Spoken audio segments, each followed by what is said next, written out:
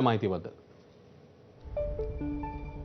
सामाजिक न्याय मंत्री संजय शिरसाट यांच्या मुलाच्या हॉटेल खरेदी प्रकरणावर पडदा पडण्याची शक्यता आहे। प्रकरणाचा चौकशी अहवाल प्रकरणाचे पूर्ण झाले असून चौकशी अहवाल आता सरकारच्या टेबलावर पोहोचलाय। सिद्धांत शिरसाट यांच्या धनदा कॉर्पोरेशन मार्फत हॉटेल बिट्स खरेदीचा व्यवहार झाला आणि त्यानंतर राजकीय वर्तुळामध्ये खळबळ उडाली। मे 2025 मधील लिलाव प्रक्रियेत दबाव टाकून अनियमितता झाल्याचा आरोप विरोधकांनी केला होता। विभागीय आयुक्तांच्या अध्यक्षतेखालील 8 सदस्यीय समितीने या व्यवहाराचा बारकाईने छडा लावला।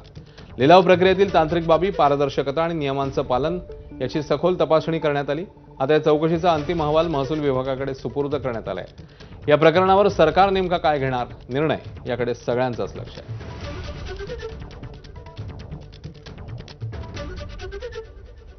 या चौकशीवर ठाकरेंच्या शिवसेनेचे नेते अंबादास दानवे काय म्हणतात बघूया। जे जिल्हाधिकारी पालकमंत्र्यांच्या सगळ्या विषयाचे सचिव असतात ते चौकशी काय करणार म्हणून विभागीय आयुक्त।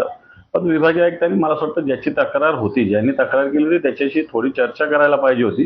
परंतु विभागीय आयुक्तांकडे मी काही पुरावे दिले असते, कारण सरकारी लोक पालकमंत्र्यांच्या विरोधात काय कसा रिपोर्ट देणार। कारण त्यांनी जर आम्हालाही हिअरिंगला बोलवलं असतं तर मला असं वाटतं आणखी बरं झालं असतं।